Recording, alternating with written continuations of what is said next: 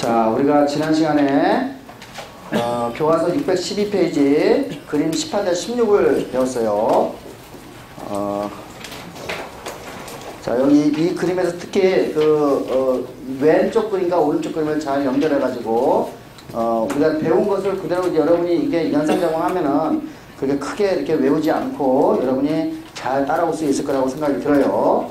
자, 이제 오늘은 이제 우리가 혈액 속에 PCO2, CO2의 농도, 그 다음에 H+의 농도, PO2의 농도. 자, 우리가 요거를 읽어가지고 우리가 벤틸레이션이 결정이 될 거예요. 예를 들면 우리가 혈액 속에 CO2의 농도가 높으면은, 그죠? 높으면 우리가 호흡을 또 해가지고 CO2 농도를 낮춰야 될 거예요. 그래서 이 PO2의 농도가 높거나 같은 거죠. H+의 농도가 높은 거하고 같은 거예요. 항상요. 그죠? 여러분이 내가 계속 썼지만은 이거 CO2, H2O, 그죠? 이렇게 해가지고 H+, HCO3.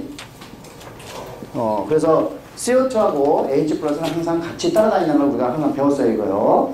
그래서 이제 자, 우리가 혈액 속에 H+, 그러니까 산성이 되거나, 산성이 되면은 사실 우리가 호흡을 통해 가지고 요 방향으로 가서 벤틸레이션을 많이 하게 되면 CO2가 날아가게 되죠. 그러면 우리가 H+의 농도를 낮출 수가 있고 pH 밸런스를 맞출 수가 있어요.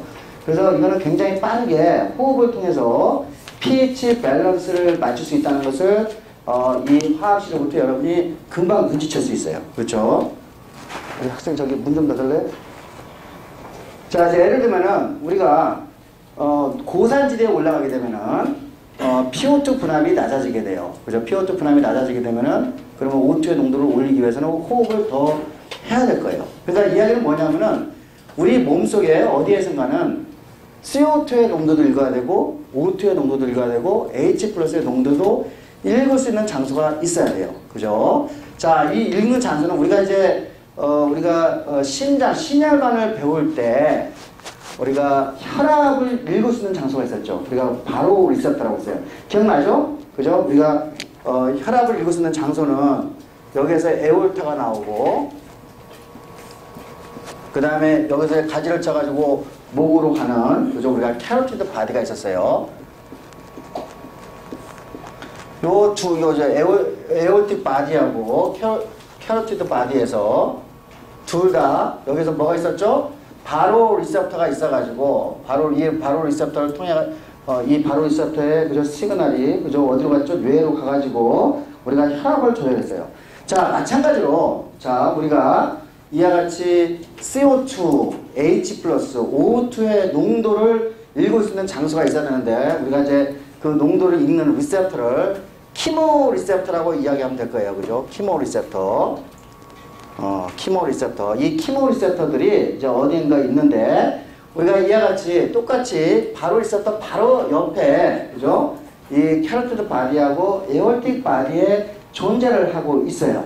예. 그러니까 다시 말해서 여기서 이제 CO2나 O2의 농도, H+의 농도를 읽을 수 있는 장소가 요 두 군데에 있다는 이야기죠. 자, 또한 이제 여기다 하나 더 추가를 해야 되는데 이 CO2, 특히 이제 CO2의 농도를 읽을 수 있는 장소는 또 어디에 있냐면은 요거는 이와 같이 세 개를 읽을 수 있어요. PCO2, 우리가 H+, PO2의 농도를 이와 같이 다 읽는 장소를 우리가 이와 같이 캐로티드 바디와 에올틱 바디에 있고, 또한 어떤 장소에 있냐면은 뇌에, 그죠? 뇌에 우리가 브레인 스템을 배웠단 말이에요. 뇌에, 그죠? 브레인 스템에 요 CO2를 읽을 수 있는 장소가 있어요. 예, 특히 이제 요걸 이제 읽을 때는 뇌에 이제 어떤 장소에 있다는 걸 이따가 다시 한번 보고, 그래서 이와 같이 우리가 뇌에서, 그죠?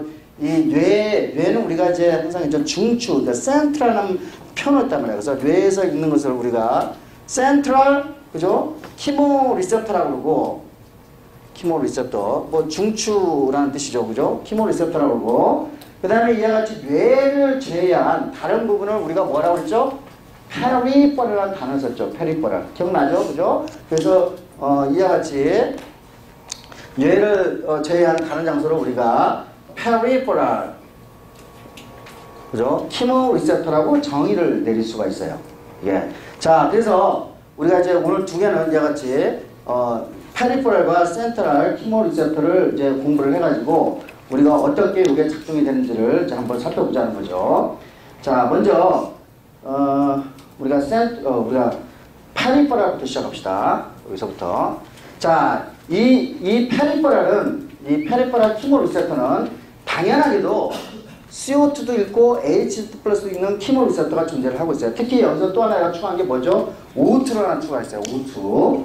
자, O2를 그러니까 예를 들면은 PCO2에 그죠? 분압이 조금이라도 올라가면은 자, 요거를 읽어서 키모 리셉터가 요거를 인지를 해가지고 그죠? 여기에서 이제 신호가 가는 거죠. 센서리 뉴런을 통해 가지고 브레인스템에 다시 가죠. 브레인스템에서 우리가 지난 시간에 그죠? 복잡하게 배운 브레인스템에서 요거를 이제 우리가 읽어서 다시 모터 뉴런을 통해서 우리가 여러 가지 근육에다가 그죠? 우리가 이 영향을 주는 거죠. 그래서 여기에는 당연히 이 H+하고 PCO2를 읽을 수 있는 그죠? 읽을 수 있는 키모 리셉터, 페리퍼럴 키모 리셉터가 당연히 존재를 하고 있어요. 예, 이건 조금이라도 올라가거나 내려가면 우리가 이걸 인식해서 그죠? 우리가 알 수가 있어요. 자, O2도 읽을 수 있는데 이 키모 리셉터는 여기 이제 페리퍼럴 키모 리셉터는 O2도 읽을 수 있어요. O2. 자, 우리가 O2가 보통 우리가 렁에서 O2의 분압이 어느 정도 된다고 그랬죠? 100 밀리밀리 HC죠. 이거였죠. 그죠? 그 다음에 우리가 조직에서는 얼마죠? 조직에서는 60 밀리밀리 HG예요. 그죠? 근데 여러분이 지금 어디죠? 여기 에어틱 바디하고 여기 캐릭터 바디이기 때문에 아직까지 조직까지 안 갔기 때문에 여기 PO2 분압은 그죠? 60mm HG 이상일 거예요. 그죠? 그러니까 뭐 100에서 그죠? 100에서 한 90, 80 정도 될 거예요. 그죠? 그렇죠? 근데 여기에서 이 페리퍼럴 키모 리셉터에서는 이 O2의 분압을 읽을 때는 이 O2의 분압이 얼마까지? 60mm HG 이하가 돼야지만이 굉장히 중요한 포인트예요. 60mm HG 이하로 떨어질 때만이 이 O2를 읽을 수 있어요. 이게 이제 왜 중요하냐면은 자, 우리가 지난 시간에 COPD라는 질환을 배웠어요. 기억나나요? COPD. 자, C, 크로닉, 만성이라는 뜻이에요. 만성. O, obstructive, 그러니까 방해한다는 뜻이에요. 그 다음에 pulmonary disease예요. 그러니까 만성, 그죠? 폐쇄성, 폐질환 정도. 우리나라말로 굳이 쓰나보면 만성,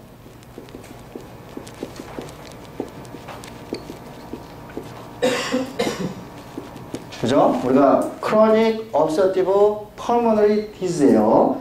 자, 요거는 뭐냐면은 우리가 공기 흐름이 그죠? 우리가 알비올리에서 공기 흐름이 작아졌을 때 생기는 질환, 모든 질환들을 그죠?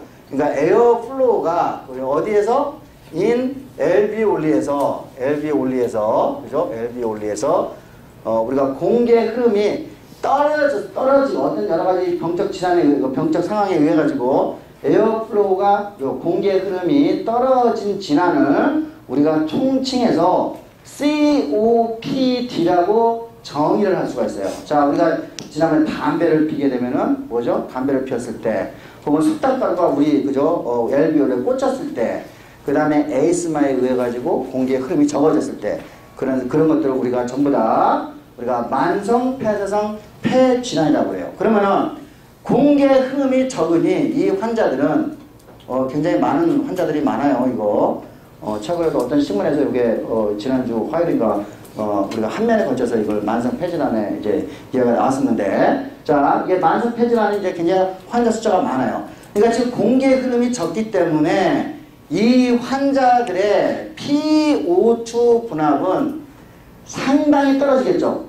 그죠? 그래서 이 환자들은 대체적으로 이 환자들은 이제 예를 들면 이제 만약에 심하게 될 때는 이와 같이 60mm HG보다 더 작아요. 그러면 자, 원래 이 페리퍼럴 키모 리셉터는 원래 CO2도 읽고 H+도 읽어요. 그죠? 정상적인 상태에서는 우리가 CO2, 우리가 여러분같이 정상적인 이제 사람 같은 경우에는 우리가 CO2의 농도가 조금이라도 올라가거나 H+가 농도가 조금이라도 올라가면 그것을 읽어가지고 벤틸레이션을 우리가 조절할 수가 있어요. 그죠? 더 잘하게 만드는 거죠. 그런데 자, 이와 같이 COPD 환자 같은 경우에는 이제 만성 폐질환을 가지고 계속 지속적으로 PCO2 농도가 올라가겠죠. PCO2가 올라가죠. 그럼 H 플러스의 농도가 올라가요. 그런데 요거 이렇게 되면은 우리가 초기에는 뭐 이렇게 여기서 빨리 반응을 해가지고 CO2의 농도가 올라가고 H 플러스 농도가 올라가 반응해가지고 벤틸레이션을 잘하는데 우리가 예를 들면 요게 CO2 요게 몸이 있잖아요. 우리 이제 이것이 올라간 CO2 농도, 올라간 H 플러스 농도에 적응을 해버려요. 그죠? 적응을 해버려요. 크로닉하니까 만성 적응을 해버려요. 그러면은 어때요? 올라간 CO2 농도나 H 플러스 농도가 조금이라도 더 올라간다 해서 호흡이 더 잘 일어나서 안 일어나겠어요? 안 일어나죠. 그죠? 이 환자 같은 경우는 그죠? 우리가 이미 올라간, 왜냐하면 이미 올라간 CO2 농도나 H 플러스 농도에 적응을 했기 때문에 그죠? 더 이상 여기에서 페리퍼럴 키모 리셉터를 통해서 우리가 브레인스토밍 하는 신호가 가지 않는 거예요. 그죠? 그러면 얘네들이 유일하게 이 페리퍼럴 키모 리셉터를 자극할 수 있는 건 뭐예요? 요거죠. 그죠? 그러니까 60ml Hg 이하인 경우에 O2의 농도가 60ml Hg 이하인 경우에 자극을 해가지고 그래서 여기서 페리퍼럴 키모 리셉터가 켜지게 되고 그래서 벤틸레이션이 증가를 하게 되는 거예요. 아셨죠? 자, 근데 이제 어떤 이제 이 COPD 환자가 이제 어떤 상황에서 굉장히 호흡을 못하는 환경이 됐어요. 그죠? 그러면 여러분이 호흡을 못하면 맨 처음에 병원 가서 뭐를 끼게 되죠? 산소 마스크를 끼게 되죠. 그죠? 그러면 이 환자에다가 COPD 이 환자에다가 산소 마스크를 끼우게 되면은 자, 이게 어디까지 올라가죠? 100mH까지 올라갈 거죠. 그러면은 키모 리셉터가 작동을 해야 못해요. 작동이 안 되죠. 여기 CO2 농도가 이미 올라가 있기 때문에 여기는 얘네들은 이게 이미 그죠? 여기 적응이 되기 때문에 CO2나 H 플러스 적응이 안 되죠. 그러니까 COPD 환자에다가 산소 마스크를 씌우게 되면은 이 환자는 호흡을 더 잘하겠어요? 못하겠어요? 어떻게 됐어요? 안 되죠. 그죠? 그죠? 왜냐면 이 환자는 이미 이 낮아진 이것밖에 없어요. 유일하게 우리가 호흡을 하기 위한 조건은 이것밖에 없는데 우리가 이것을 올려버리니까 호흡을 못하게 되는 증상이 만들어지게 되는 거예요. 이해하셨죠? 자, 여러분 이제 우리가 지난 시간에 봤던 COPD의 정의, 그죠? 에어플로우가 떨어졌을 때, 그죠? 이 에어플로우가 떨어지면 이와 같이 60mHg 이하로 떨어지게 됐을 때 우리가 페리퍼럴 키모 리셉터는 그것에 반응해서 우리가 벤틸레이션을 증가시킨다는 것을 우리가 이제 배운 거예요. 자, 또 하나 이제 그러면 이제 이 페리퍼럴 키모 리셉터에서 O2에 이제 어떻게 반응해가지고 요게 이제 어때요? 이거 이제 키모 리셉터가 이제 자극이 되면서 우리가 그 브레인 스템으로 이제 우리가 신호를 보내야 될 텐데 그림 18절 19를 보세요.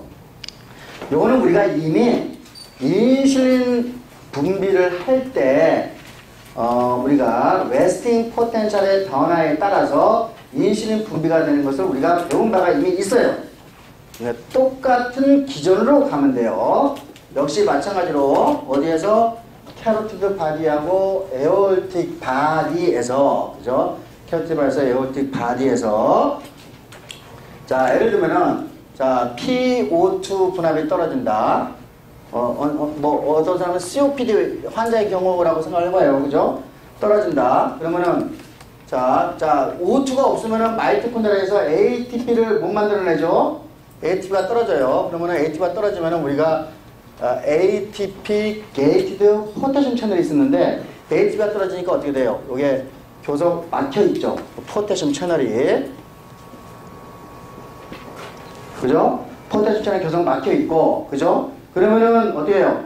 여기 이제 원래 우리가 레스팅 포텐셜에서 포텐셜이 밖으로 나가가지고 디플라시이 돼야 되는데 그러면 이게 이렇게 되니까 이게 막혀 있으니까 그러니까 클로즈 돼요.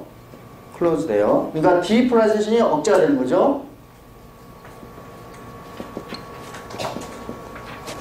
이렇게 되는 거죠. 디플라시이 억제가 되는 거죠. 그러면 어떻게 돼요? 억제가 되면 안쪽이 그죠? 우리가 디플라시이 우리가 맞나요? 디플라시이 디폴라리제이션이 억제가 되니까, 그죠? 우리가 폴라리제이션으로 가는 거죠. 그죠? 폴라리제이션 가게 되니까, 그러면 어떻게 됐어요? 그러면 여기서 이것을 통해 가지고, 볼티지 게이티드,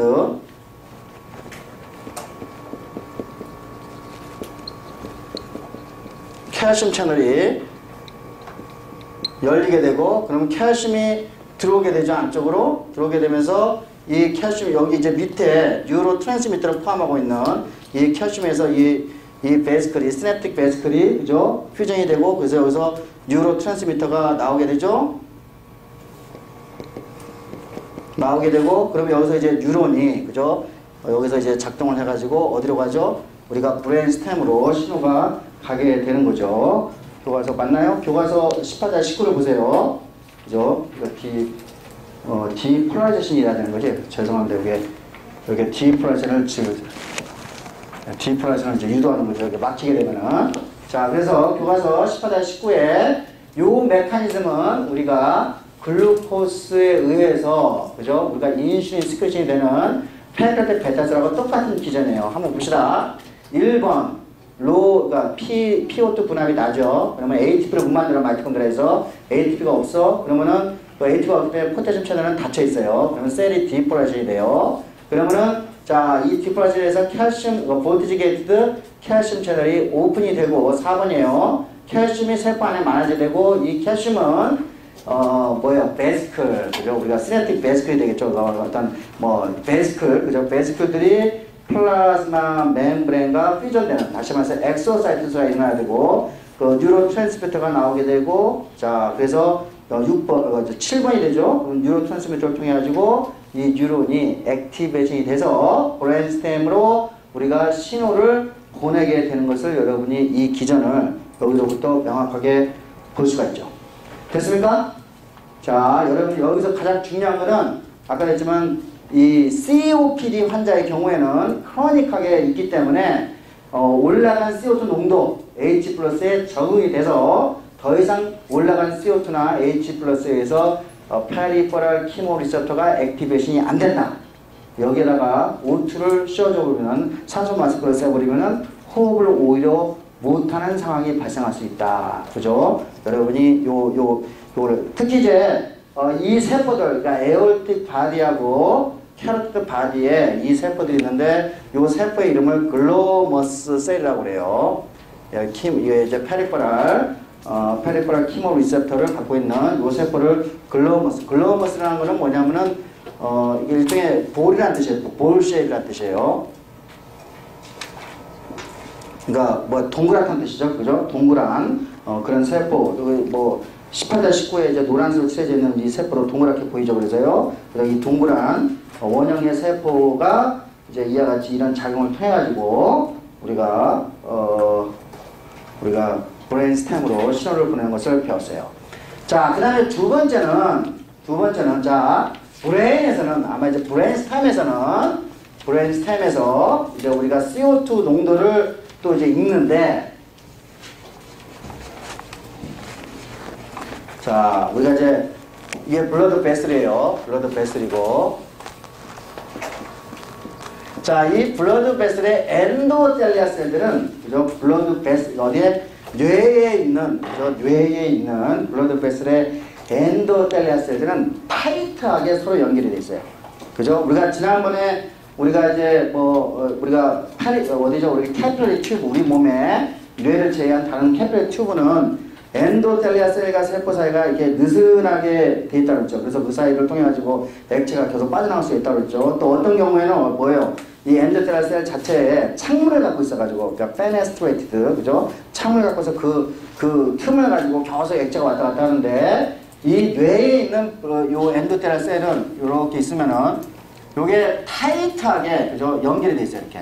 그러니까 틈이 없다는 얘기예요. 그러면은 액체가 여기에 나갈 수 있어 없어요? 못 나가죠. 그죠? 그러니까 여러 가지 H+ 나갔다가 튕겨 나가고요. 그죠? 그죠? 여러 가지 아이언들도 나갔다가 튕겨 나가고, 그죠? 여러 가지 우리가 드럭도, 그죠? 우리가 예를 들면 이제 하이드로필릭한 드럭도 다 들어갔다가 튕겨 나갈 거예요. 그죠? 그래서 여러분이 이와 같이 브레인에 있는, 우리가 이걸 해서 브레인 그 뭐죠? 블러드 베리어, 브레인 블러드 베리어라고 그러죠. 그래서 우리가 뇌에 작동하는 드럭을 우리가 그걸 작동시키기 위해서는 반드시 요 브레인 블러드 베리어를 우리가 통과를 하도록 보완이 돼야 돼요. 그래서 이와 같이 우리가 이 뇌에 있는 우리가 요거는 BBB 때문에 그죠? 요 H 플러스가 그죠? 요쪽으로 통과를 못해요. 어때? 인터스티셜 플루이드 그죠? 자, 이 뇌에 있는 인터스티셜 플루이드를 우리가 우리가 이제 뭐라고 그러냐면은 세레브로 스파이널 플루이드라고 해요.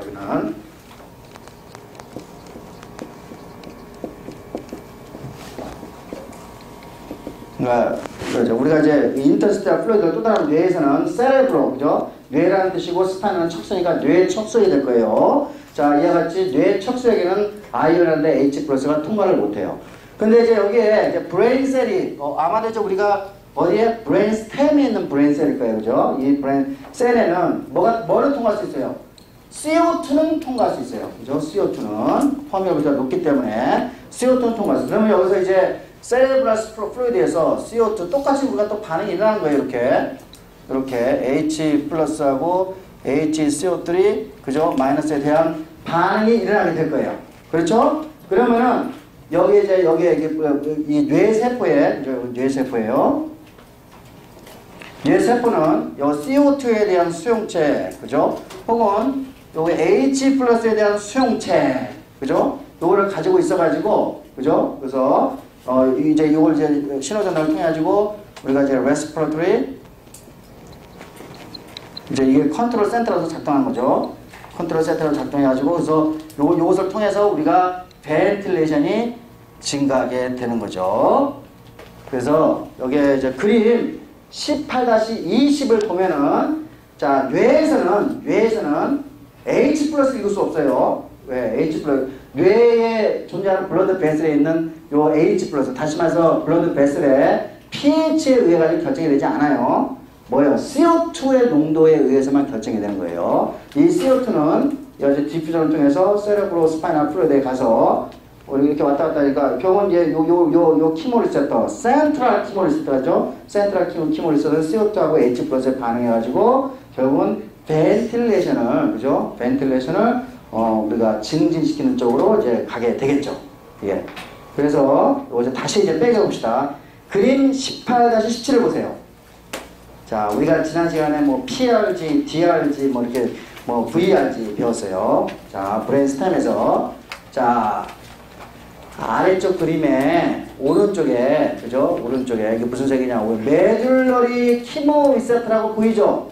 오른쪽 박스에 하나 보이나요? 그죠? 그 메듈러리 키모 리셉터 지금 어디에 있어요? DRG에 있는 거예요. 됐습니까? DRG에 있는 거예요. 그래서 제가 이거는 센트럴 키모 리셉터가 되는 거예요. 어디에 있다고? DRG에 있는 거야. 우리가 지난 시간에 이거는 안 배웠어요. 그죠? 그 다음 왼쪽 박스 이거는 페리퍼럴 키모 리셉터에서 그죠? 우리가 센서리 뉴런을 통해 가지고 그게 어디까지 좀 왔나요? VRG하고 연결이 되죠. 그죠? 그래서 VRG에서 우리가 이제 여기에서 이 신호를 받아 가지고 벤틸레이션을 조절하게 되는 거예요. 자, 우리가 총괄적으로 다 됐나요? 예. 그래서 이와 같이 이제 우리가 그림 18-16, 17 그죠? 우리가 호흡을 조절하는 그죠? 우리가 호흡을 조절하는 기전을 잘 설명하는 그림이에요. 두 개 잘 이해를 해 두시기 바랍니다. 그래서 이제 우리가 이 그림에서 보시다시피 아까 우리가 펜은 결국은 CO2하고 O2의 교환만이 아니고 뭐예요? 혈액 속에 존재하는 H 플러스의 양을 조절할 수 있는 그 폐의 기능은 이와 같이 두 가지라는 것을 알 수가 있죠. 첫 번째는 기체 교환, 두 번째는 pH balance in the blood. 맞습니까? 그죠? 그 두 가지 기능을 우리가 이제 3시간에 거쳐서 설명을 했습니다. 자, 그 다음에 이제 챕터 19로 이제 가죠. 키든이에요.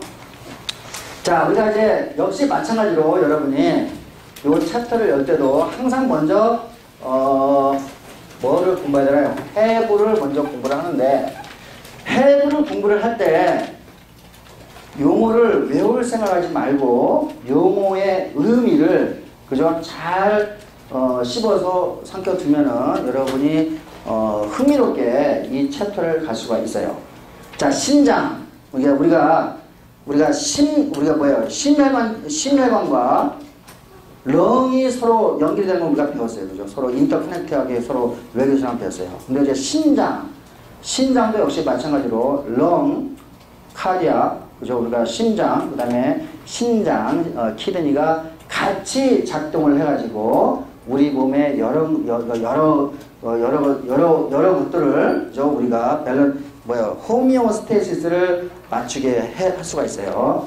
자, 우리가 신장의 기능에 대해서 한번 설명해 봅시다. 신장의 기능. 배정원. 네.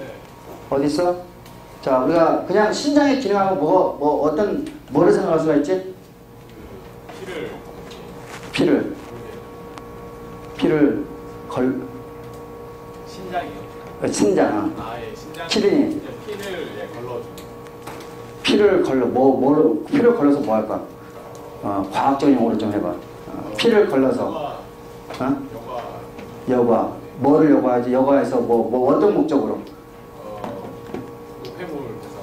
그렇지. 노폐물 배설. 그죠? 우리 이제 예를 들면 우리가 단백질을 먹게 되면 아미노산에서 우리가 나이트러스 웨이스트가 생겨요. 그죠? 그러니까 질소. 자, 그 나이트러스 웨이스트는 이제 우리가 암모니아라든지 유리게스라든지 유리아 형태로 우리가 동물에서는 이렇게 쌓이게 되는데, 특히 이제 우리가 만만해에서는 우리가 유리아가 이제 만들어져요. 그죠? 유리아는 우리 몸에 축적되면 굉장히 나쁜 놈이 되는 거예요. 그죠? 우리가 톡식한 것들이기 때문에 이걸 제거를 해줘야 돼. 그래서 먼저 여러분들 신장을 우리가 모든 사람들한테 길거리에 돌아다니는 사람한테 신장 기능 물어보면은 전부 다, 그죠? 뭐예요? 노폐물 분비, 노폐물 제거에 쓰인다. 노폐물 제거에 쓰인다라고 여러분이 쉽게 생각할 수 있어요. 그죠? 그죠? 근데 이 노폐물 제거는 신장 기능이 오랫동안 작동이 안 됐을 때 그때 문제가 되는 거예요. 신장의 기능이 정지되자마자 바로 우리 몸에 어떤 다른 문제들이 생길 수가 있어요. 그게 뭔지를 한 번씩 이제 살펴봐야 되는데, 또 다른 조혜성, 또 다른 뭐 없어요? 신장의 기능. 이온 농도 조절, 아이온 밸런스. 이제 우리가 지난번에 포타슘 양 굉장히 중요하죠. 그죠? 포타슘에 올라가면 하이퍼칼레미아, 없으면 하이포칼레미아. 이것에서 질환되는 거, 질환이 생기는 거 알고 있어요?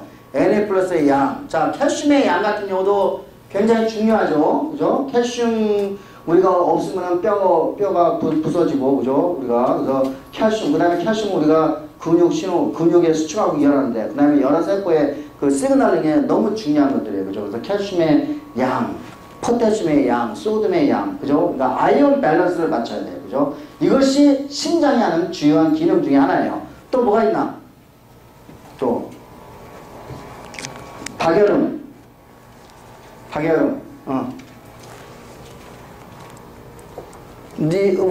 우리가 있잖아요. 하루에 보통 성인 남자 70kg 성인 남자의 경우에 하루에 1.5리터의 오줌을 가요. 근데 오줌 속에는 물론 여기에 노폐물이 있어요. 오줌에는 대부분이 뭐죠? 물이죠. 그죠? 그러니까 뭐예요? 와터 볼륨을 레귤레이션 시키는 거죠. 그죠? 그러니까 와터 볼륨.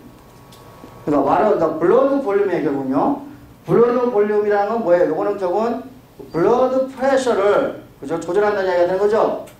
그죠? 블러드 프레셔를 레귤레이션 하는 신장이, 그죠? 이게 가장 먼저 중요한 기능이에요. 신장은, 그죠? 우리가 와터 볼륨을 레귤레이션 함으로써 혈압을 조절하는 기능이에요. 이게 첫 번째 기능이에요. 자, 또 뭐가 있겠나? 또, 이재학.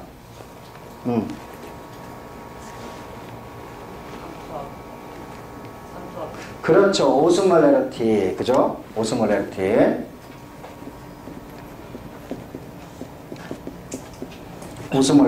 자, 이거는 이제 우리가 여기가 아이온, 이게 이제 소듐 클로라이드로 이제 되는데, 그 아이온들이 이루어진 총 오스모레르티를, 그죠? 우리가 조절하게 되는 역할을 하겠죠. 그래서 그 다음에 뭐 또 이제 뭐 여러 가지 또 있지만은, 자, 심장도 역시 마찬가지로 호르몬을 낼 수가 있어요. 호르몬 시크레션, 호르몬 시크레션 할 수가 있어요. 자, 여러분 이제 예를 들면요, 여러분 이제 호르몬을 내는 세포, 그러니까 호르몬은 우리 몸 안에서 작동하는 거잖아요, 그죠? 그러니까 호르몬을 만들어가지고 그걸 분비하는 세포를 우리가 엔도크라인 셀이라고 정의를 한 바가 있어요, 그죠? 기억나죠? 엔도크라인 셀. 그러면은 키드니에서 우리가 이제 이미 키드니에서는 무슨 호르몬을 냈으냐면은 에리스로포이에틴이라는 호르몬 기억날 거예요. 기억나나요? EPO라고 써요. EPO. 요 호르몬은 우리가 고산지대에 올라가게 되면은 레드 블러드가 고산지대에 올라가면 O2의 분압이 떨어지면서 호흡이 곤란하게 되는. 그러니까 O2를 더 많이 잡기 위해서 레드 블러드 셀을 생성하게 하는 호르몬이에요. 이 호르몬이 어디서 만들어지죠? 키드니에서 만들어지는 거예요. 그러니까 키드니도 엔도크라인 셀을 가지고 있는 거예요. 맞습니까? 그죠? 우리가 정의를, 여러분이 엔도크라인 셀 하면은 우리가 하이포탈라무스만 생각해. 시상하부. 그 다음에 팬크레스만 생각해. 근데, 자, 엔도크라인 셀의 정의는 뭐라고 했지? 우리 몸에, 그죠? 자기가 생산해서 내는데, 그 내는 팩터가 우리 몸에서 작동하는 것을 우리가 작동하는 거예요. 그래서 그와 같이 호르몬을 내는, 그죠? 분비하는 세포를 우리가 엔도크라인 셀이에요. 그러니까 다시 말해서, 키드니도 엔도크라인 셀로 정의될 수 있어 없어요? 정의될 수 있는 거예요. 그죠? 정의될 수 있는. 여러분 시각각으로 이렇게 정의가 뭐예요? 시시각각으로 어떤 오간이라든지 뭐 이렇게 뉴로 트랜스미터라든지 호르몬이라든지 이게 계속 정의가 밖에 나가는 거 우리가 몇 번 배웠죠? 마찬가지예요. 예를 들면 근육 있잖아요. 근육 가지고 맞아. 우리가 에디포스 티슈 가지고 한번 봅시다. 에디포스 티슈. 자, 에디포스 티슈는 기능이 뭐 하는 놈이야? 과잉의 에너지를 저장하는 놈이죠. 그리고 과잉의 에너지를 팻이라는 형태로 저장하는 것이야. 자, 이 에디포스 티슈는 단순히 에너지 저장소만 될까? 그렇지 않아요. 여기에서도 각종 호르몬을 내가지고 우리가 많이 먹으면은 이 에디포스 티슈에서 우리가 렙틴이라는 호르몬을 내가지고 렙틴이 머리에서 작동해서 더 이상 먹지 말라고 명령을 때린단 말이에요. 그죠? 그러니까 뭐예요? 에디포스 티슈도 이와 같이 엔도크라인 셀로 작동할 수 있죠. 그죠? 머슬도 마찬가지예요. 머슬도 요 최근에 보면은 이 머슬 셀들도 스켈레톤 머슬 셀들도 이게 단순히 근육의 수축과 이완만 하는 줄 알았더니 여기서 각종 그죠? 호르몬 그로스 팩터들을 내고 있어요. 이것도 역시 마찬가지로 엔도크라인 셀로서도 연구가 가능하고 마찬가지로 키드니 에리트로포이에틴을 분비하는 거 이미 알고 있고 그 다음에 두 번째 호르몬이 뭐냐면은 우리가 이거 이제 아주 자세하게 배워요. 레닌이라는 호르몬을 배우게 될 거예요. 레닌의 용어는 어디서 나냐? 우리가 신장은 형용사가 뭐죠? 위난이죠. 신장. 그러니까 뭐예요? 여기서 위난에서 나왔다는 금방 알겠죠? 신장에서 나오는 호르몬이에요. 이거는 나중에 혈압을 조절하고 그 다음에 우리가 물의 양을 조절하는데 너무나 중요한 역할을 하게 되는 것을 알게 될 거예요. 그 다음에 여기서 또 이제 우리가 바이타민 D3를 만들어내요. 요거는 칼슘의 양을 조절하는데 칼슘의 아이온 밸런스를 유지하는데 매우 중요한 그죠? 바이타민 호르몬이 될 수가 있겠죠. 그래서 이와 같이 키드니에서도 이와 같이 다양한 그죠? 다양한 호르몬이 나와가지고 여기에서 우리가 혈압을 조절하고 물의 양을 조절하고 뭐 아이온의 양을 조절할 수 있다는 것을 우리가 알 수 있어요. 자, 그래서 이와 같이 키드니는 생각해보면 또 뭐가 있겠나? 또 하나 빼먹었어 내가. 여기에서 마찬가지로 여기서 이제 아이온 밸런스 중에 하나가 뭐냐면은 H 플러스의 양도 조절할 수가 있어요. 자, H 플러스의 양을 조절한다는 건 뭐예요? pH 밸런스를 맞추는데, 그죠? 키드니가 작용할 수 있다는 거죠. 그래서 여러분이 우리가 pH, 혈액 속에 pH가 조금이라도 올라가거나 내려가면은 맨 처음에는 바로 굉장히 빠르게 렁에서 그걸 조절하지만은 우리가 궁극적으로는 한 30% 이상은 우리가 키드니에서 pH 밸런스를 맞출 수가 있어요. 자, 우리가 앞으로 3시간 동안 이런 키드니의 기능을 하나씩 하나씩 다 집어가면서 공부를 하게 될 거예요. 자, 그러면 이제 키드니의 그죠? 우리가 구조를 한번 살펴보죠. 626페이지 그림 19-1을 보세요. 자, 키드니는 다이애프램 바로 아래에 있는데 한 쌍이 있어요. 여기 보면 이제 키드니로 가는 우리가 혈관을 앞에다가 미나를만 붙이면 돼.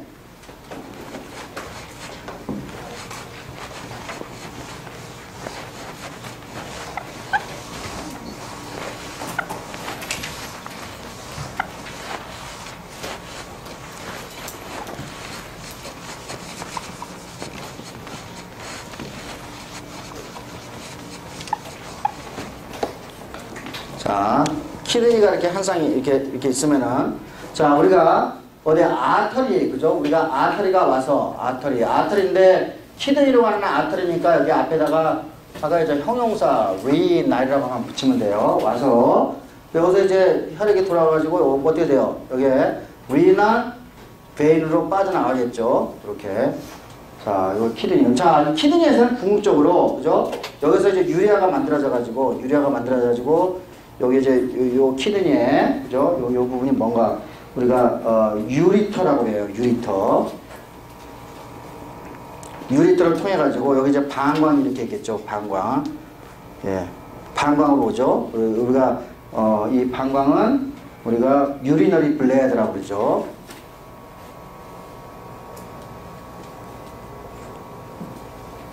유리너리 블레드를 통해서 결국 우리 몸 바깥쪽으로 그죠? 유리트를 통해서 이 바깥쪽으로 이렇게 빠져나가게 되는 거죠. 왜 아까 그림 A에 그죠? 우리가 신장에 위치하고 그죠? 그 신장으로부터 파생된 이런 여러 기관들을 여러분이 보고 있어요. 예, 자, 이 신장을 이제 우리가 들여다보면은 여러분 제가 이렇게 신장을 크게 그릴게요. 자, 제가 모든 그러니까 세포건 조직이건 상관없어요. 세포건 장기건 상관없어요. 우리가 이 바깥쪽의 용어를 뭐라고 그랬죠? 바깥쪽. 콜텍스라고 이야기했죠. 그죠? 이건 바깥쪽이라는 뜻이에요. 피층이라는 뜻이에요. 콜텍스라는 말은 무슨 층? 피층, 그죠? 피층이라는 뜻이고, 그 다음에 안쪽은 내가 뭐라고 했죠? 안쪽은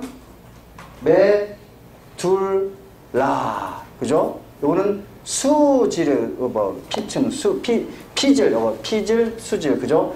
이제 이렇게 정의를 한 거예요. 그래서 여러분이 예를 들면은 세포생물학에서 배우면 세포가 이렇게 있는데, 여기 액틴이, 그죠? 요렇게 이제, 세포의 바깥층을 이렇게 둘러싸고 보인단 말이에요. 그래서 이거를 콜텍스, 그죠? 콜텍스 액틴, 그죠? 콜티컬, 그런 용어를 쓴단 말이에요. 그죠? 콜텍스란 말은 이와 같이, 그래서 바깥층, 그죠? 메둘라는 안층, 안쪽 층이라는 뜻이에요. 그죠? 자, 이 두 가지 정의를 배우는데, 자, 이거 이제 키드니를 들여다보면은, 이 키드니에는 한 100만 개 정도의 기본적인 단위가 있어요. 이게 생긴 게 마치 이렇게 생겼어요.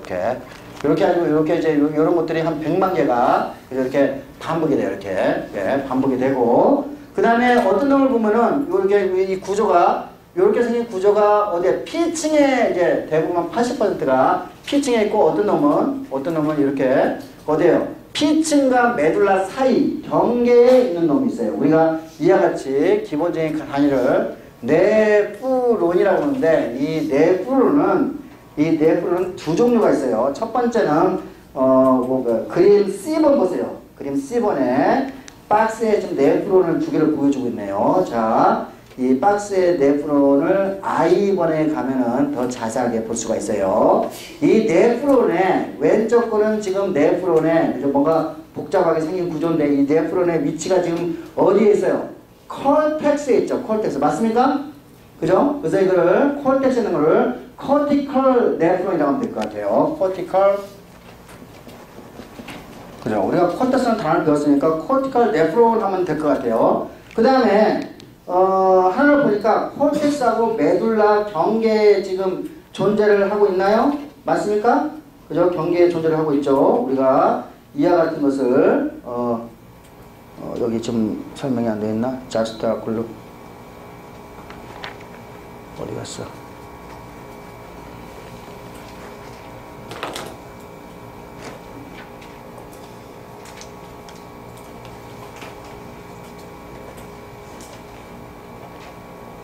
자스타 메듈러리 네프론이라고 그래요. 이게 자스타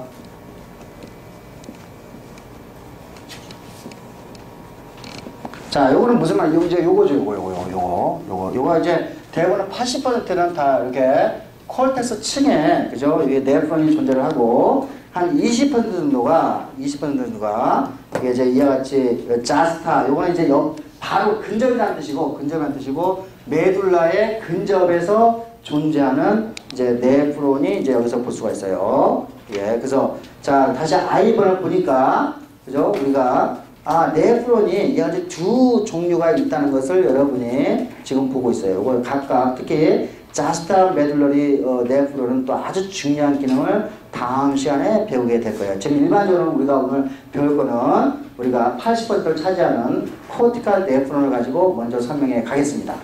자, 요거는 이게 내가 이렇게 그렸지만은 요거는 아마도 무슨 관처럼 보일 거예요. 그죠? 튜블러, 그러니까 튜블의 구조를 가지고 있겠죠. 예. 그래서 요거는 이제 기본적으로 뭐냐면은 이거예요.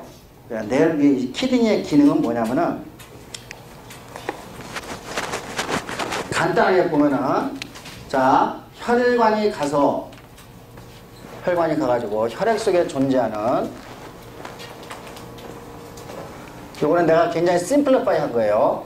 혈액 속에 존재하는 액체, 그죠? 이거 뭐가 있어요? 단백질하고 세포는 빼고 모든 액체들이 어디에요? 여기 이제 네프론이라고 하면 요게 네프론의 이제 관이에요. 네프론의 관이라면은 혈액 속에 존재하는 모든 액체를 이쪽으로 네프론의 관에다가 다 집어넣어요. 일단은 우리가 이따가 배우겠지만 이거를 필트레이션이라고 정의를 해요.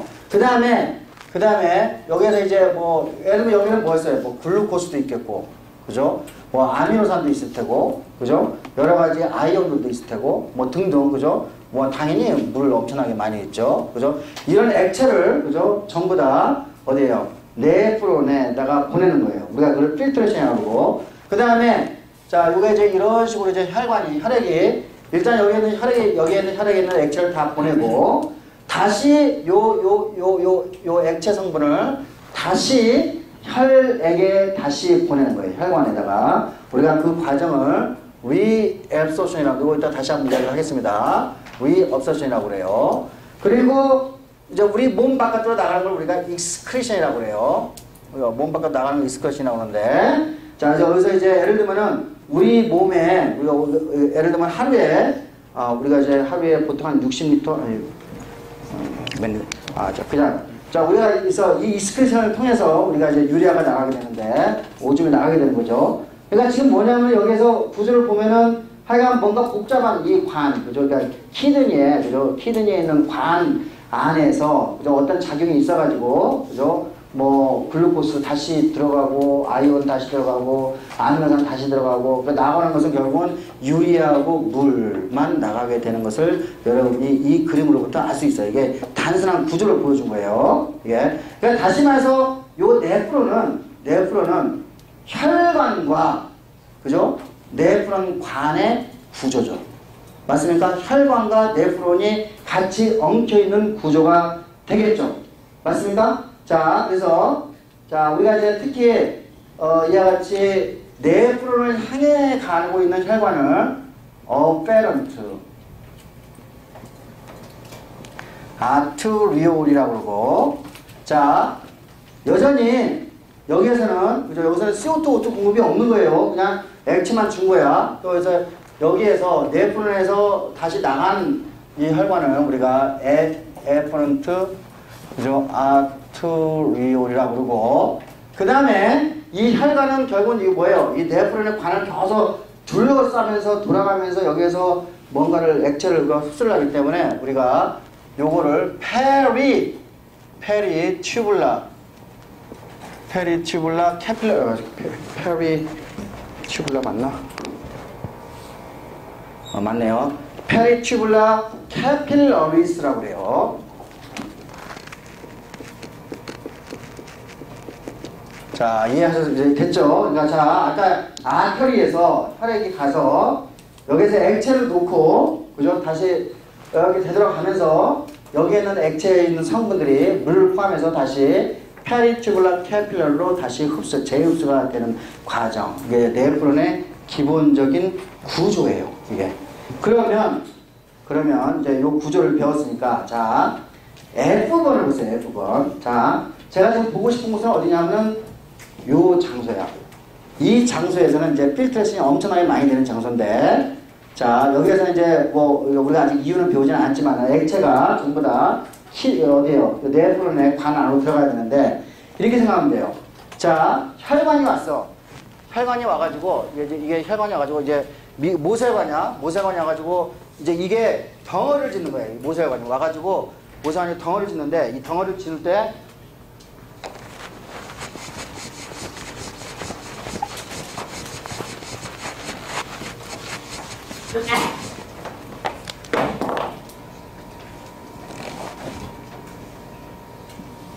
혈관이 왔는데, 여기서 이게 이제 내가 이게 하나의 그 모세혈관만 그리고 있지만은, 여기에서는 그죠 모세혈관이 막 발달이 돼가지고 이게 여기에 막 꼬여 있는 이제 모세혈관을 볼 수가 있어요.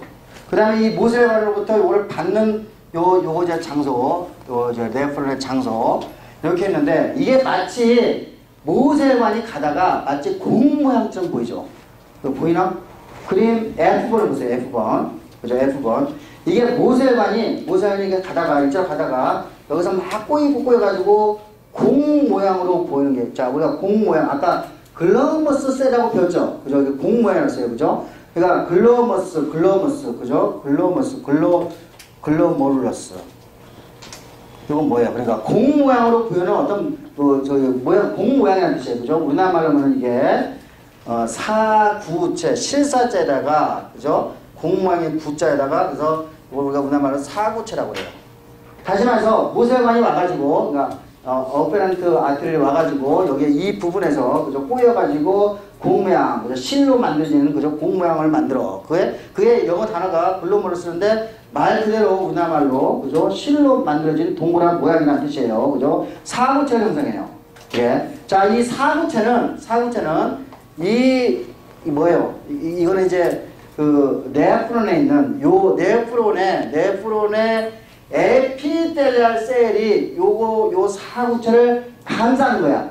그죠? 이 사구체를 감싸는 요 주머니를 보우만스 캡슐이라고 그래요.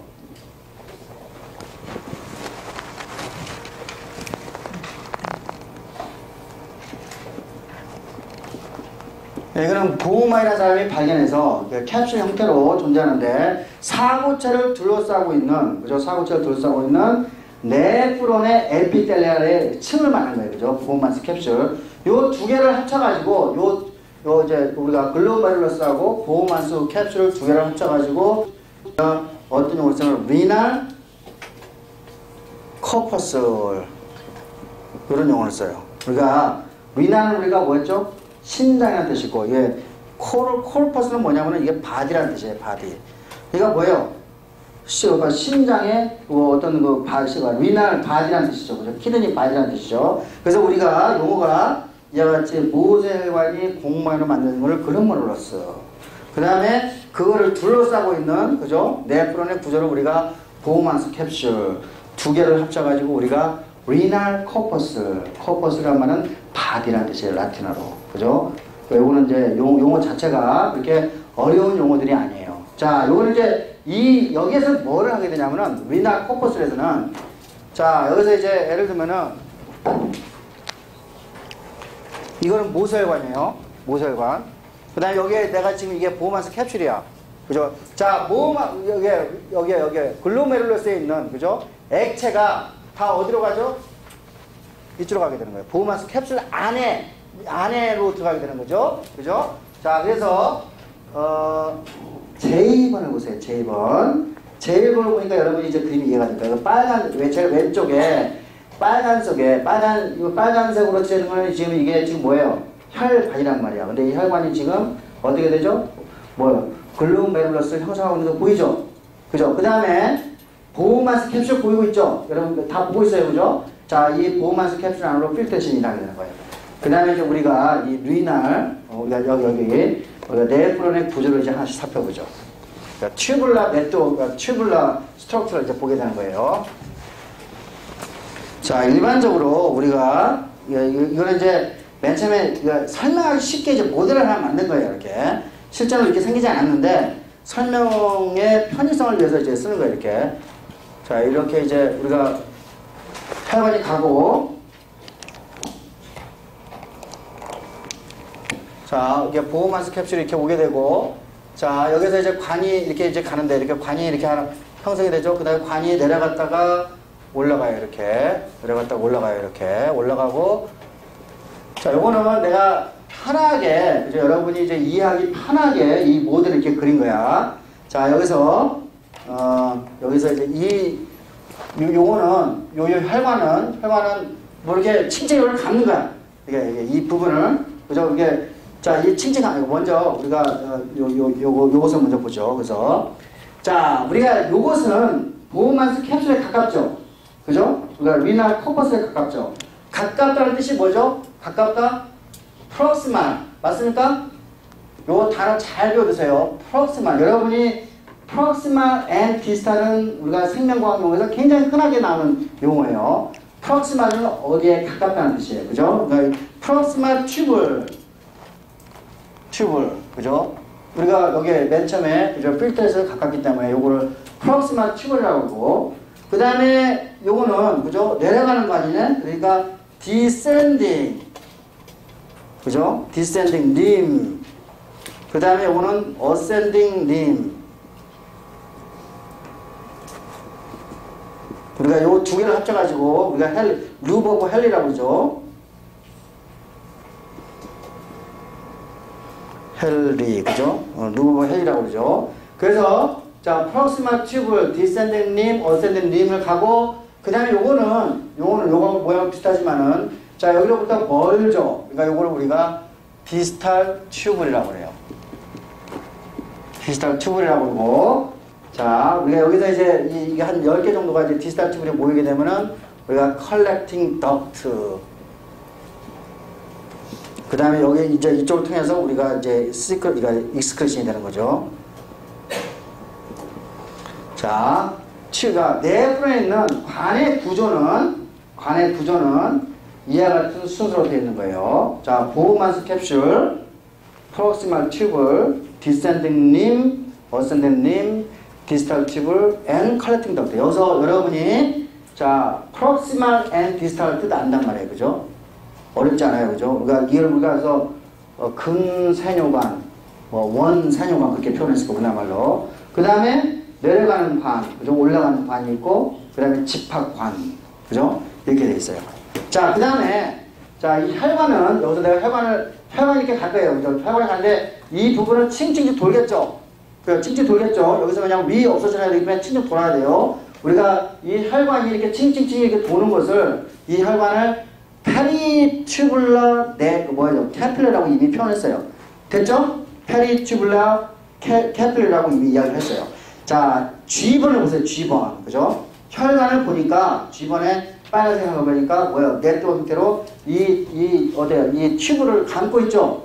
요게 페리튜블러 캐필러리가 돼요. 그 다음에, G번은 아까 콜티컬 네프론의 경우에 이 혈관이 이와 같이 페리튜블러 캐필러를 형성하고, 그 아래쪽에 있는, 그죠? 자스타 메듈러리, 그죠? 네프론의 경우에는 혈관이 어떻게 되죠?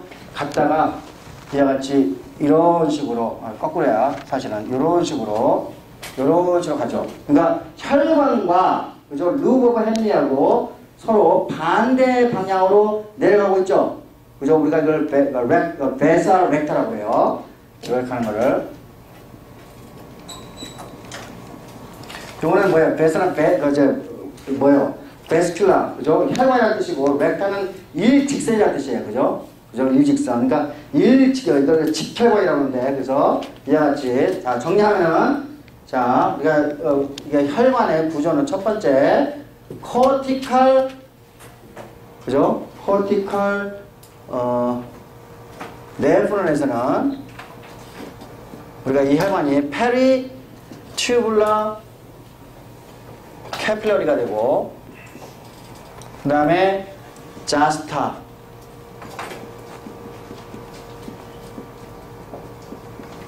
메듈러리 네프론에서는 이렇게 혈관을 저기 뭐예요? 우리가 여러 가지 네프론 튜브를 둘러싸는 게 아니라 일직선으로 반대 방향으로 일직선으로 가는 것을 우리가 베사 렉타라고 이렇게 표현을 해요. 요거 나중에 요 베사 렉타의 기능에 대해서 우리가 아주 자세하게 배울 기회가 오게 돼요. 자, 그래서 자, 우리가 이제 요거는 우리가 이렇게 그린 거는 여러분이 이해하기 편하게 이렇게 그린 거예요. 근데 실제로 이렇게 생기지 않고, 자, 어떻게 생기냐면은 요 부분이 우리가 요거를 이렇게 왼쪽에서 오른쪽으로 이렇게 그렸잖아요. 근데 실제로 요거를 3차원으로 보면은 요 부분이 이쪽으로 향해져 가게 되는 거예요. 그러면 그림을 어떻게 다시 그려야겠네? 자, 그러면 그림을 다시 그리면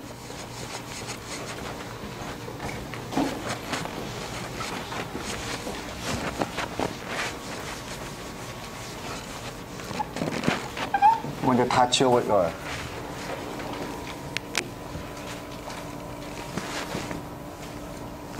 다시 그리면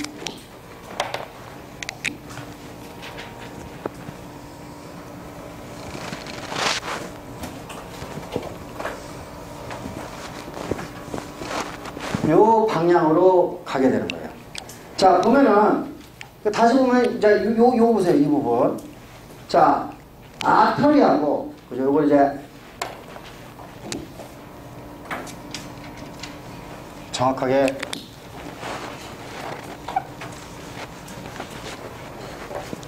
이렇게 그래야겠고.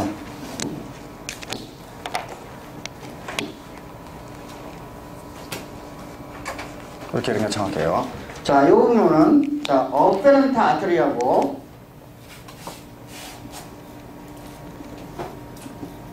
그죠? 여기는 뭐예요? 요거는 지금 디스탈 튜브로 시작하는 것이죠. 디스탈 튜브의 요 부분이 서로 인접해 있죠. 그죠? 인접해 있어요. 자, 예를 들면은 자, 여기 이제 요게 이제 혈관이기 때문에 여기에는 혈관 세포, 혈관을 둘러싸고 있는 스무드 머슬이 있을 거예요. 그죠? 혈관에 스무드 머슬과 그 다음에 여기에 지금 여기에 그죠? 우리가 디스탈 튜브에서 나오는 이제 우리가 이따가 다 용어를 배우겠지만은 여기에는 세포가 서로 인접해 있어요. 그죠? 인접해 있어요. 우리가 이와 같은 구조를 우리가 뭐라고 부르냐면 자스타 여기 구조 그러니까 여기에는 그죠? 이 에프런트 아트리에 있는 스무드 머슬과 이 관에서 유래한 어떤 세포 그죠? 우리가 덴사 메사라고 하는데 이따가 맥큘러 덴사라는 이 세포층이 있는데 이 세포층이 서로 인접해 있고 요거는 지금 뭐예요? 글로메룰러스에 가깝게 있죠. 그래서 우리가 요 구조 그죠? 요 구조 스무드 머슬과 여기에서 파생된 덴사 맥큘러 덴사가 서로 인접해 있는 이 장치를 뭐냐면은 자스타 이거 굉장히 중요한 용어야. 자스타 글로메룰러 어페러투스라고 그래요.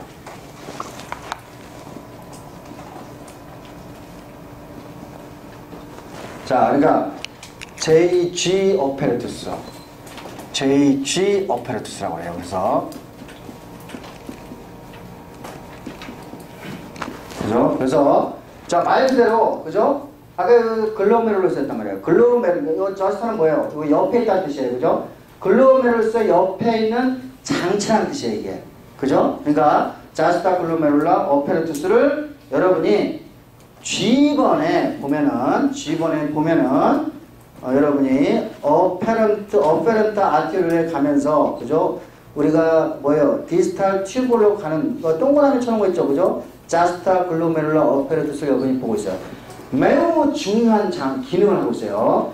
여기에서 렌이라는 호르몬이 나오고, 그죠? 여기에서 우리가 여러 가지 기능을 우리가 나중에 배우게 될 거예요. 예. 그래서 이제 우리가 have를 자, 정리를 좀 다시 해보죠. 자, 여러분이 have를 배울 때마다 그죠? 가장 중요한 거는 외우지 말고 그 have로부터 파생된 이 단어들이 왜 쓰게 되는가, 그죠? 그걸 우리가 이해를 하자고 했어요. 자, 글로메룰러스 뭐예요? 우리가 글로머스에서 나온 말이고 이거는 동그랗다는 뜻이란 말이에요, 그죠? 글로메룰러스 이해했어요?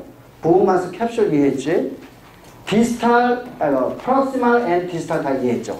그죠? 그 다음에 뭐 디센딩, 어센딩은 다 이해가 되고, 그죠? 그 다음에 요거 예를 들면 혈관이 이렇게 칭칭 둘러쓰면은 페리 튜블라, 그죠? 튜블의 옆에 튜블에 둘러싸고 있다는 뜻이잖아요. 그죠? 페리 튜블라 캐플러리 배웠고, 그 다음에 만약에 일지설로 만약에 가면은 뭐예요? 우리가 베사 렉타.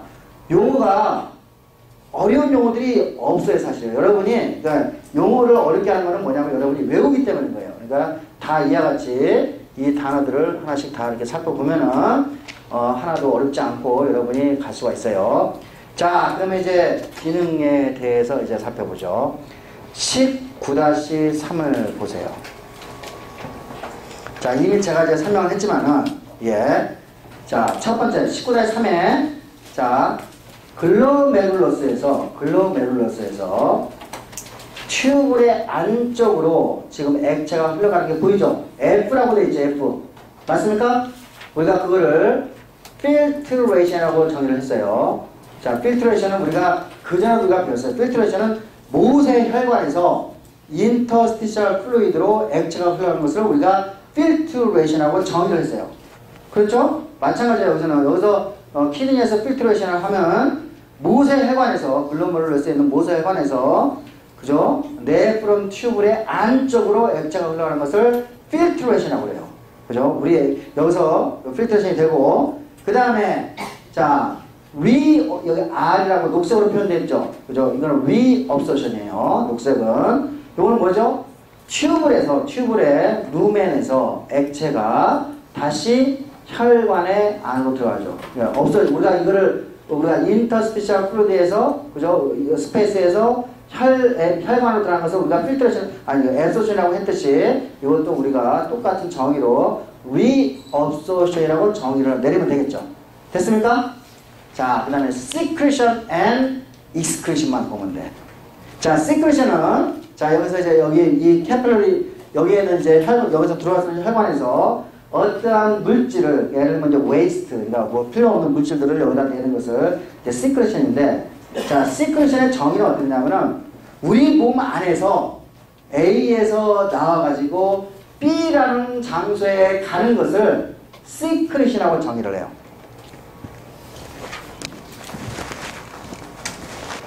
자, 어떤 물질, 여기서 세포가 이렇게 있으면은 여기서 나와서, 그죠?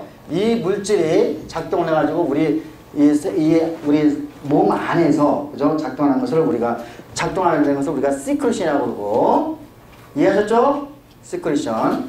그 다음에, 자, 나와서 바깥으로 나가는 거. 이걸 우리가 익스크리션. 우리 몸 바깥으로 나가는 것을 우리가 익스크리션이라고 정의를 하는 거예요. 그러니까, 예를 들어 나와서 어떤 장소에서 다시 나가는 것을 시크리션, 그죠?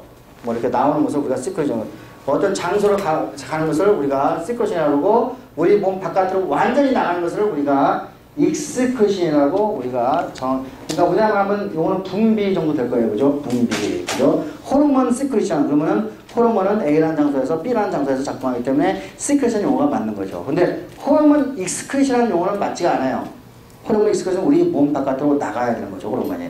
그죠? 익스크리션은 우리가 배출이라는 용어를 쓰는 거죠. 그래서 분비하고 배출하고 요 용어를 삭발하지 않게 잘 사용을 해 주시기 바랍니다. 그래서 그림 19-3에 보면은 결국은 우리가 익스크리션 되는 양은 그죠? 필트레이션 되는 양 빼기 리업소션 되는 양 플러스 시크리션 되는 양이에요. 밑에 보이죠? 그죠? 자, 요거 이제 여기 정의를 잘 했어요. 자, 우리가 이제 예를 들면 이 키드니는 우리가 하루에 얼마만큼의 액체를 우리가 처리를 해야 되냐면은 하루에 54리터의 액체를 필트레이션 하고 있어요. 하루에 54리터. 하루에 54리터. 그러면은 우리가 5리터죠? 특히 이제 혈액은, 그죠? 우리 체액이 5리터인데 혈액은 이제 예를 들면 3리터 정도 돼요. 그죠? 3리터니까 우리 혈액을 몇 번이나 돌려야 돼요? 한 거의 20번 가까이 돌리는 거예요. 그죠? 20번이 꼴딱 다 몸 바깥, 아까 여기는 몸 바깥이란 말이에요. 그죠? 몸 바깥으로 나와가지고 20번이 다시 몸 안으로 들어와야 돼요. 그죠? 우리가 왜 이렇게 에너지를 써가면서 이런 짓을 이제 해야 되는지 우리가 나중에 보겠지만, 그죠? 자, 우리가 하루에 54리터의 액체를 네프론은 우리가 100만 개가 있으니까 하나하나는 사실 뭐 훨씬 더 적은 양이겠죠. 전체로 보면은 54리터의 액체를 우리 몸 바깥으로 냈다가 다시 우리 몸 안으로 되돌리는 일을 하게 될 거예요. 그런데 각각의 네프론을 보면은 그림 19-4를 보세요. 각각의 네프론은 예를 들면 100%의 이제 액체가 제일 아래부터 가. 그죠? 플라즈마는 와터 플러스 아이온 플러스 뭐 여러 가지 뭐 단백질 플러스 그죠? 글루코스 뭐 있어요. 그죠? 1번 플라즈마 볼륨이 지금 이제 100%로 잡아요. 각각의 네프론의 경우에 각각의 네프론 그죠? 자, 그러면 여기서 80%가 필트레이션이 돼요. 액체의 20% 죄송합니다. 20%가 필트레이션이 돼요. 그죠? 그러면은 자 20%가 필트레이션이 되면 여기에 아미노산, 글루코스, 그죠? 또 뭐가 있나요? 뭐 아이온들, 바이타민들 뭐 여러 가지 유용한 것들이 다 3번 다시 다 리업소싱이 돼야 되겠죠. 맞습니까? 그죠? 자, 19%는 다시 리업소싱이 되고 나머지 1%가 익스크루션이 되는 거예요. 됐습니까? 자, 이거는 총 합치면은 54리터의 액체가 필터싱이 된다는 거예요. 각각의 네프론에서. 자, 우리가 뭐예요? 다시 보면은 1번에서 100% 액체가 2번 20%가 네프론의 루멘으로 빠져나가고 나머지 80%는 혈액 속에 그대로 남아있죠. 그죠? 이게 지금 45분까지인가? 그지? 어이구, 큰일 났네. 자, 그래서, 자, 그러면 이제, 자, 20%가 하고 19%는 다시 재흡수되고 나머지 5%는 익스크루션 되는 요 과정을 보게 되는 거예요. 그래서 이제 우리가 이 과정을 하나하나씩 이제 살펴보는데 19-5를 보세요. 자, 19-5를 보면 자, 여러분 이미 우리가 배웠어요. LB 온리에서 CO2하고 O2가 디퓨전이 되기 위해서는 세 층을 통과해야 돼요. 하나는 에피텔리아스층, 베이스먼트 멤브레인 기억나죠? 세 번째 엔도텔리아셀층을 통과해야 돼요. 맞죠? 자, 필터싱 되기 여기서 키링에서 필터싱 되기 위해서는 첫 번째 블러드 베슬의 엔도텔리아셀을 통과를 해야 되죠. 맞죠? 그 다음에 베이스먼트 멤브레인이 있을 거예요. 그 다음에 네프론의 에피텔리아셀을 통과를 해야 돼요. 맞죠? 똑같아요. 우리가 가스 익스체인저하고 똑같아요. 그런데 얘네들은 굉장히 흥미로운 구조를 가지고 있어요. 자, 여기 지금 A번에 그죠? 혈관 보이고 있죠? 혈관이 가가지고 지금 글로메룰러스를 형성하는 거 보이고 있죠? 네트워크를 형성하고 있죠? 글로메룰러스가. 이거 뭐예요? 이게 혈관이 이렇게 네트워크를 형성하면 훨씬 더 많은 액체가 어디에요? 네프론으로 들어갈 수가 있잖아요. 맞아요? 그죠? 표면적으로 넓힐 수 있는 거예요. 맞아요? 이게 가지를 치게 되면은 그죠? 필트레이션 될 수 있는 표면적으로 넓히는 아주 좋은 방법이 되는 거야. 맞죠? 그죠? 자, 그런데 이게 내 혈관이야. 내 혈관이야. 자, 이 혈관은 지금 엔도텔리아셀층이 쭉 깔려 있죠. 이거 이제 엔도텔리아셀층이 깔려 있어. 근데 이 엔도텔리아셀이 만약에 타이트 정신을 갖고 있으면 액체가 빠져나가지 못 빠져나오죠. 당연히 이 엔도텔리아셀과 엔도텔리아셀은 타이트 정신이 아니라 느슨하게 연결이 되어 있겠죠. 그래서 액체가 빠져나오잖아. 게다가 이 엔도텔리아셀들은 그죠? 아마도 구멍이 송송송 뚫려 있어야 되지. 맞아요? 그러니까 페네스트레이티드 캐필러리 베드예요. 그죠? 페네스트레이티드 창을 갖고 있다는 뜻이에요.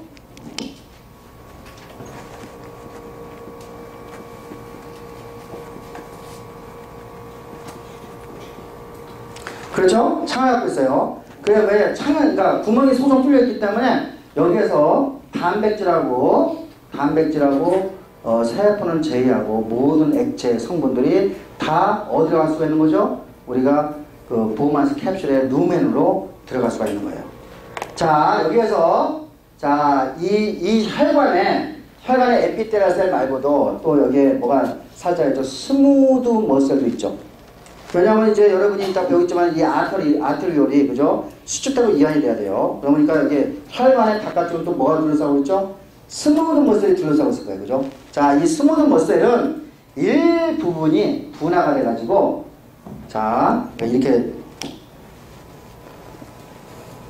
가는데 자, 제가 이제 엔도텔라셀을 이미 이야기했어요. 이렇게 엔도텔라셀이 이렇게 이제 여기 이제 구멍이 송송 뚫려가지고 이 구멍을 통해서 그죠? 이렇게 필터싱이 되는데, 자, 요 부분 예를 들면 이제 요 부분에 요 부분에 이제 우리가 뭐예요? 우리가 스무드 머슬들이 이제 층이 이렇게 달라 있어가지고 요거를 수축시키고 이완시킬 수 있어요. 그죠? 수축시키고 이완시킬 수 있어요. 자, 이 스무드 머슬의 일부분이 그죠? 스무드 머슬의 일부분이 분화가 돼가지고 요 안쪽으로 들어가게 되는데 들어가면서 엔도텔리아셀과 엔도텔리아셀의 틈을 메꾸거나 그죠? 여기 볼까요? C번을 보세요. C번. 자, 내가 지금 글로메룰러스 안에는 혈관이 엉켜 있어요. 그죠? 이렇게 여러분 혈관이 이렇게 막 이렇게 엉켜 있을 거라고. 그죠? 왜냐면 표면적으로 넓히면서 혈관을 엉키고 있어요. 자, 혈관과 혈관 사이에 여기도 엔도셀과 엔도텔 있죠. 이거 두 개를 연결시켜야겠죠. 맞습니까? 그죠?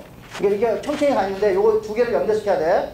자, 요 두 개를 연결시키는 세포를 뭐라고 하냐면은 여기에 갈색으로 보이고 있어요. 갈색. 여러분이 지금 C번 그림은 그죠? 우리가 이 혈관에 그죠? 글로메룰러스에 있는 모세관을 우리가 횡단면을 보고 있는데 횡단면을 딱 잘라서 보니까 지금 혈관이 그죠?